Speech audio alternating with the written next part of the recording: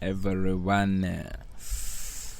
Again, we're doing number 12 now. Okay, this is the shape that we've got to display. Okay, this rectangle triangle right here. Okay, use a for loop to print a triangle like the one below. Allow the user to specify how high the triangle should be. How high?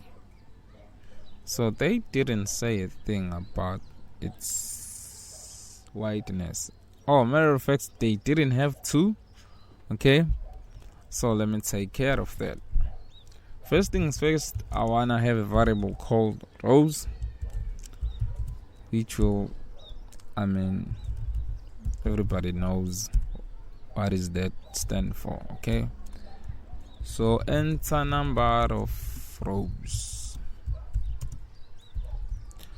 Once I've retrieved the number of rows, I'll just go row in range rows. This is one of those straightforward problems, you guys. How many times do I want to multiply that asterisk? It's gonna be plus 1. It's gonna be row plus 1. Okay, am I missing something? Seems like the answer is no. So let's hit the run button and see what we get. Oh, I need to save it first, of course.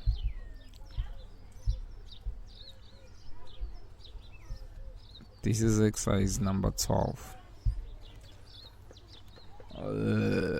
Let's try 7. 1, 2, 3, 4, 5, 6, 7. Let's try something else.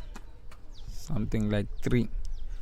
3 should do it as well. Okay, it seems like we're good, you guys. That's gonna be it for this tutorial. I'll see you on the next one. Cheers.